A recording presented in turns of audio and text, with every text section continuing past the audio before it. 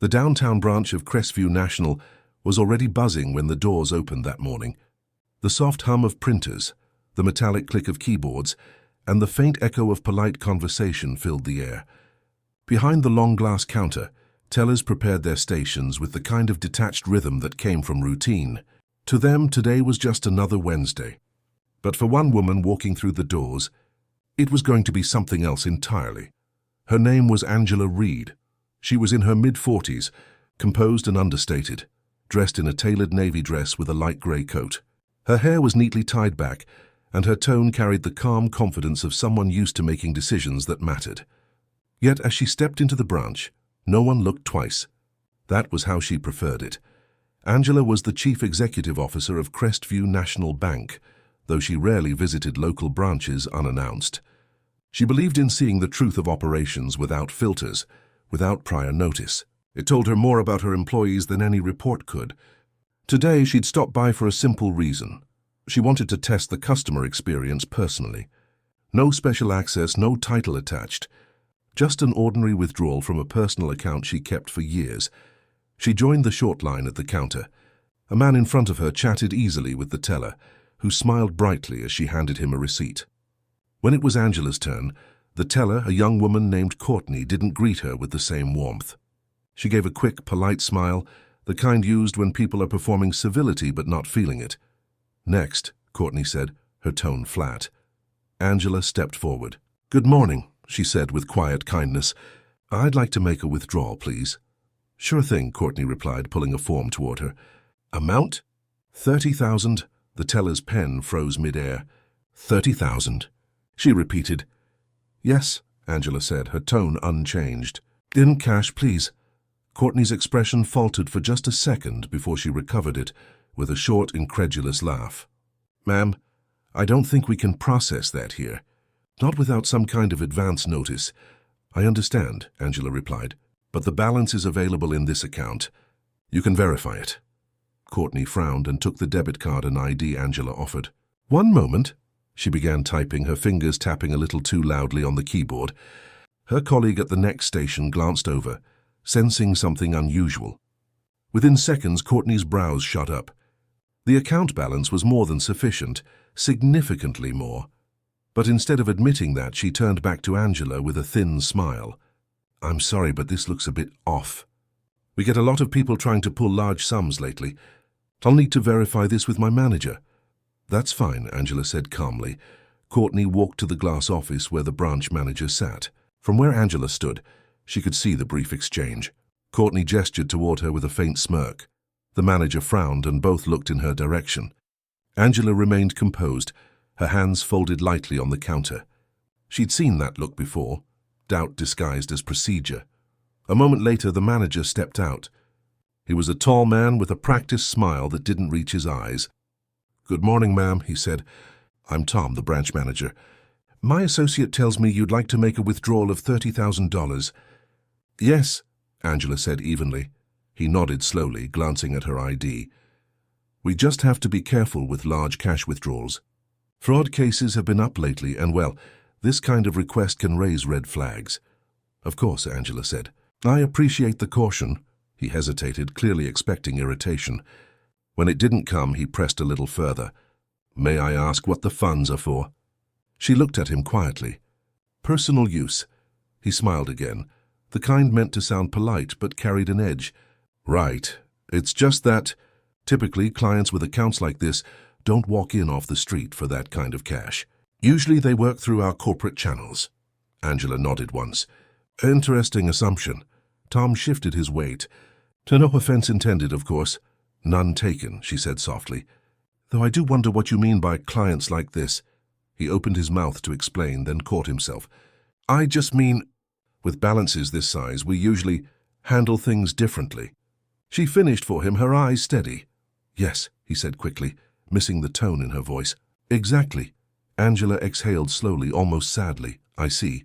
Then perhaps I should save us both time." She reached into her bag and pulled out a slim leather folder. From it, she removed a single document and laid it on the counter. Her name was printed across the top in clear black letters. Angela Reed, Chief Executive Officer, Crestview National Bank. Courtney blinked. The manager froze mid-breath. Angela looked between them calmly. "You're right. Most clients with accounts like mine don't walk in unannounced." "That's because they don't own the bank." The room fell silent. The two tellers at nearby stations stopped typing. A customer waiting in line turned slightly, sensing something shift. Tom's face drained of color. You're Ms. Reed?" "Yes," she said, her voice soft but firm. "I oversee this institution, and today I came here as a customer. What I found was hesitation, assumption, and a lack of respect wrapped in policy." Courtney stammered. I didn't mean—" Angela held up a hand gently. "I know. You thought you were doing your job, but your tone, your laughter, it sent a message. You didn't see a customer. You saw someone who didn't fit your idea of one." No one spoke. The only sound in the branch was the low hum of the printer, still running somewhere in the background. Angela turned to Tom. "You'll process the withdrawal now, please. And then once we're finished, I'll be meeting with your district supervisor. We'll be reviewing how your staff is trained to handle unusual customers." Tom nodded, his hands shaking slightly as he motioned for Courtney to prepare the cash. She moved wordlessly, the earlier smirk long gone. When Angela received the envelope a few minutes later, she smiled politely. "Thank you. I trust next time you'll remember that every person who walks through those doors deserves the same courtesy, whether they own the bank or not."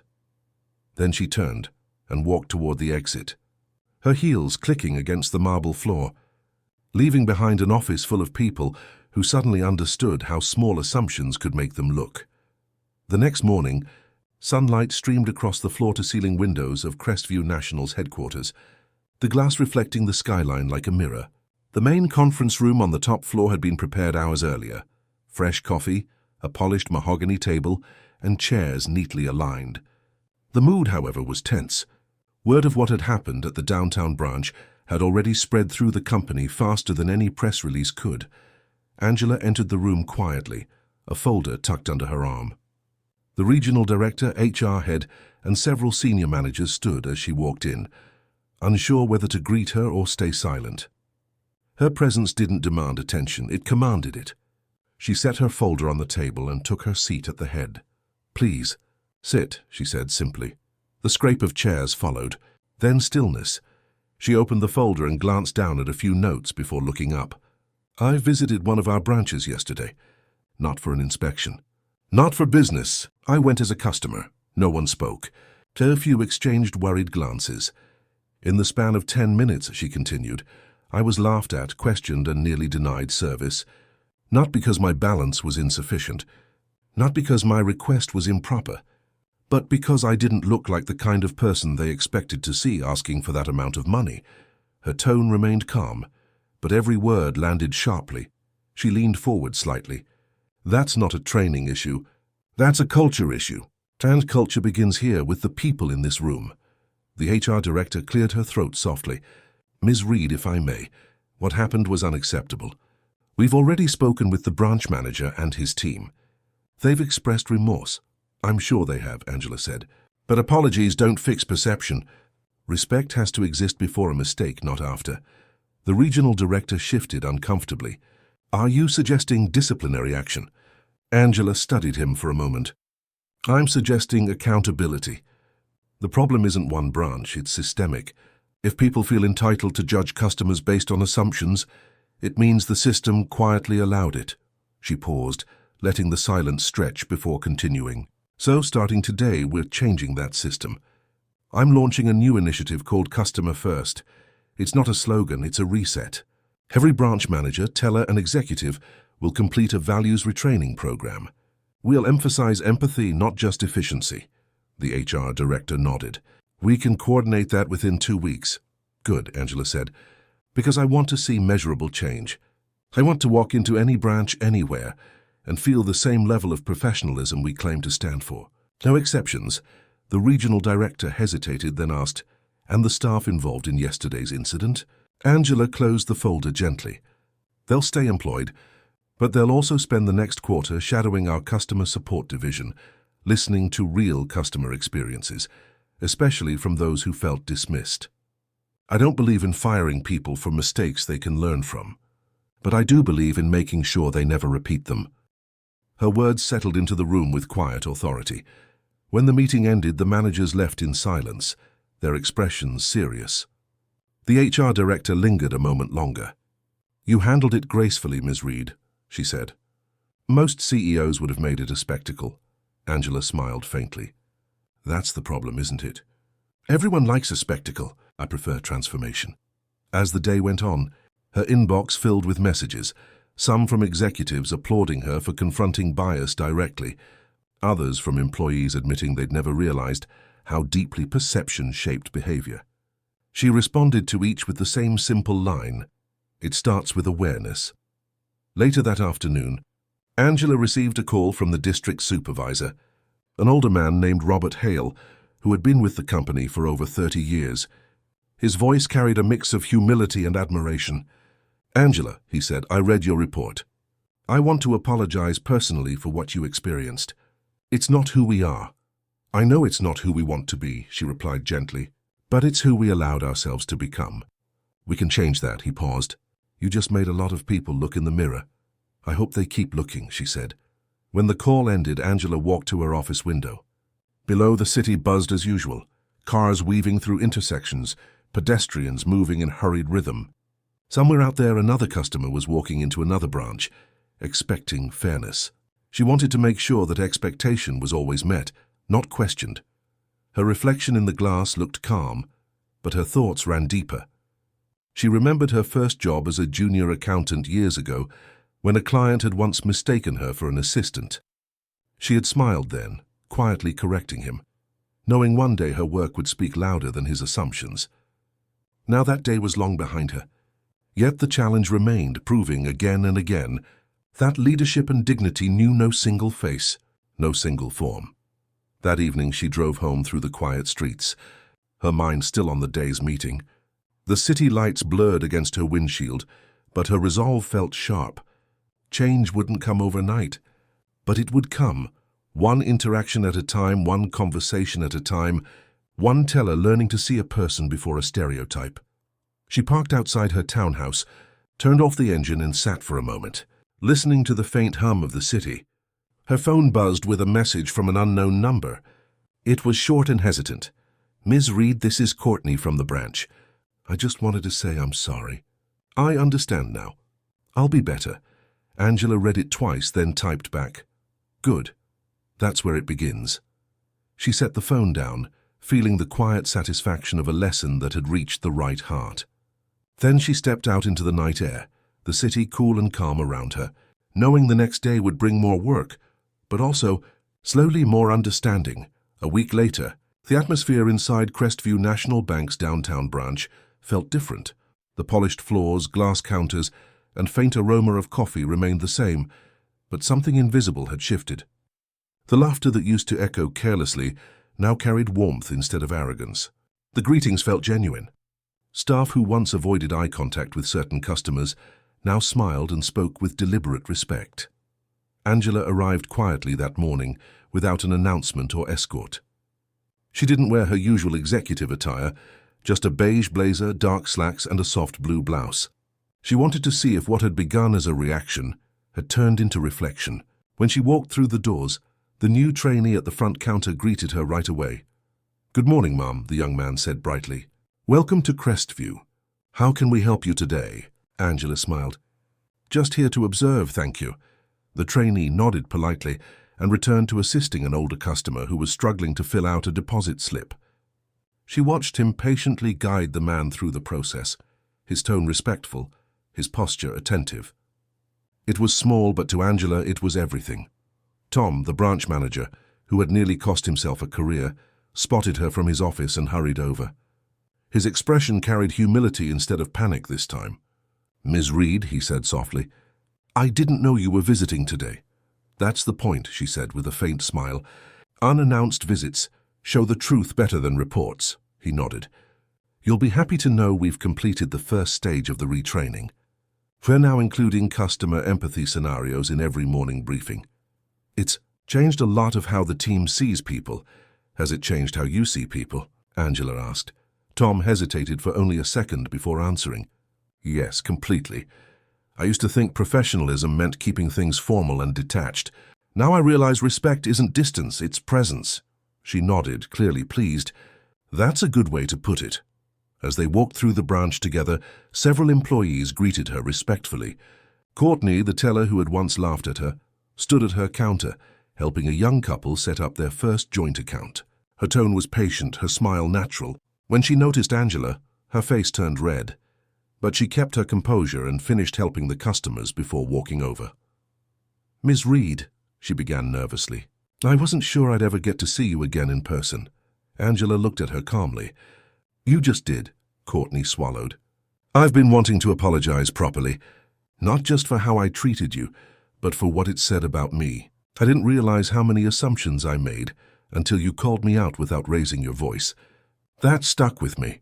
Angela's expression softened. "You've learned something valuable. When respect becomes habit, not effort, that's when you know you've changed." Courtney smiled, relief washing across her face. "Thank you for not firing me." "I don't fire people for mistakes," Angela said quietly. "I fire people for refusing to learn from them." Courtney nodded, her eyes glistening slightly. "I'll remember that." Angela continued her walk around the lobby, noticing how customers were being treated, how staff made eye contact, asked questions, offered help. There was still room for improvement, of course, but this was a beginning. Change had taken root not through reprimand, but through reflection. Back at headquarters later that day, Angela stepped into her office, where Rachel, her assistant, was waiting with a tablet full of reports. "The retraining initiative's results are in," Rachel said. "Customer satisfaction is up 15% across all branches. But more interestingly, internal morale has gone up too. Employees say they finally feel proud to represent the company." Angela smiled faintly. "Respect is contagious," Rachel nodded. "Oh, and the district supervisor called. They're holding a leadership summit next month. They want you to open it with a keynote about your experience." Angela sighed softly but smiled. "I suppose I'll have to tell the story." "You mean the one where a CEO walks into her own bank and gets mistaken for someone who doesn't belong?" Angela gave a small knowing smile. "Yes, but I'll tell it differently. It won't be about humiliation. It'll be about transformation." That evening, she drafted the outline for her speech. She didn't embellish it. She didn't turn it into a tale of revenge or power. She wrote it as it happened, a simple reminder that respect wasn't a courtesy reserved for the powerful. It was a human duty owed to everyone. When she finished writing, she sat back in her chair, her mind quiet. Her phone buzzed with a new message, a photo from Tom and his team standing together at the branch. They were smiling, holding a small banner that read, "People first, always." Beneath it was a caption, "We're proud to work for a company that sees people, not profiles." Angela stared at the image for a long moment, her lips curving into a faint smile. She hadn't set out to become a symbol. She just wanted fairness. But maybe fairness had to start somewhere, and maybe it began with one uncomfortable moment handled with composure instead of anger. As the city lights began to glow outside her office window, Angela closed her laptop and looked out at the skyline.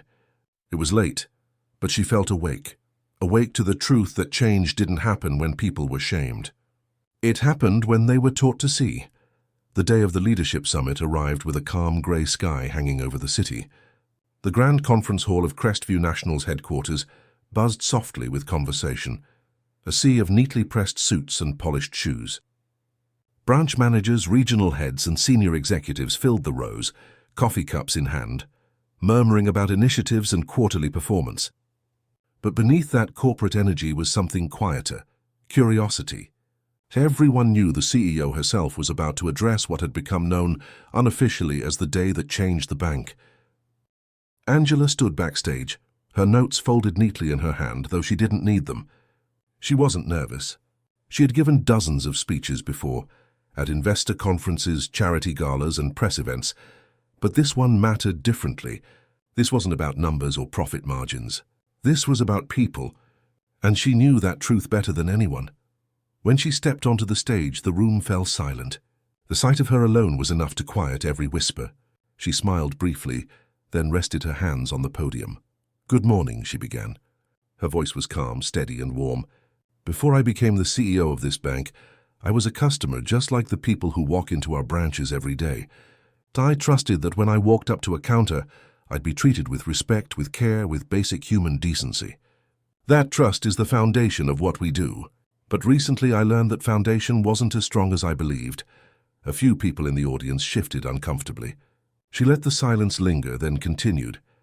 I went into one of our branches a few weeks ago, not as a CEO, not as an executive, but as an ordinary woman making a withdrawal. I wasn't met with warmth or respect. I was met with disbelief, doubt, and laughter. I was questioned because of what I looked like, not what my account said. And in that moment I realized that our biggest problem wasn't financial. It was human. No one moved. Every pair of eyes was fixed on her. But I didn't get angry, she said softly, because anger only teaches fear. I wanted to teach awareness. So instead of shouting, I showed them who I was, and more importantly, what this institution is supposed to stand for. A quiet murmur spread through the audience as she went on. I've been asked why I didn't fire anyone that day. The truth is simple. You can't punish ignorance into wisdom. You can only show people what respect feels like until it becomes the only way they know how to treat others. That's why we began Customer First, not as damage control but as restoration. She looked across the room, meeting the eyes of branch leaders from across the state. Each of you has the power to shape how this company is remembered, not through your titles, not through your sales, but through how you make people feel when they walk through those doors. That's what builds trust. That's what creates loyalty. That's what turns a transaction into a relationship. A pause followed. She smiled faintly, her tone softening. I don't tell this story for sympathy. I tell it because it reminded me why I fell in love with this work in the first place. Money isn't our product. Humanity is. We hold it, we protect it, and we have to honor it. Applause began quietly at first, then grew until it filled the room. Angela didn't bask in it. She simply nodded in acknowledgement, her expression thoughtful. When the clapping subsided, she added, So when you go back to your branches, don't remind your teams of policies. Remind them of people. Don't remind them of metrics. Remind them of meaning. Let respect become the easiest habit in this organization. When the session ended, managers gathered around her, not out of formality, but out of gratitude. One older branch head shook her hand and said softly, You made us remember why we joined this company. Angela smiled. Then I did my job. Later that afternoon, she walked out of the building into the cool air, the city moving steadily around her. Her driver waited by the curb, but she waved him off. I'll walk, she said. She strolled along the sidewalk, blending into the flow of pedestrians. At a nearby branch, one she hadn't visited before, she paused. Through the window, she saw a young teller helping a woman with a stack of bills. The teller smiled, leaning forward patiently as the customer explained something. It was a simple moment, but it spoke volumes. Inside, she saw a new framed poster hanging near the entrance. It read, Customer First, where every voice matters. Beneath the slogan in small script was her own quote, Respect isn't a courtesy. It's a responsibility. She stood there for a while, smiling to herself, then continued walking. She didn't need to go in. The work was already being done. That evening, back at her townhouse, Angela brewed herself a cup of tea and sat by the window. The city skyline shimmered in the distance, alive but peaceful. Her phone buzzed, another message, this time from Courtney. It was a photo of the staff at the downtown branch, gathered for a team lunch. They were laughing, relaxed, their smiles real. Under it was a short note. We're better now because you didn't give up on us. Angela stared at it for a moment, her eyes soft. She set the phone down, sipping her tea slowly. It wasn't triumph, she felt. It was quiet gratitude. For growth, for understanding, for a culture that was learning to see beyond faces and titles. Out her window, the lights of the city glowed like a constellation of second chances. She smiled faintly, thinking of how something as simple as a withdrawal had turned into a lesson for an entire organization. Leadership, she thought, wasn't about standing above people. It was about standing among them and guiding them back to what's right when they forget. And somewhere across the city, behind glass walls and teller counters, a new kind of respect was being practiced, steady, sincere, and lasting, because one woman had chosen to respond with grace instead of anger.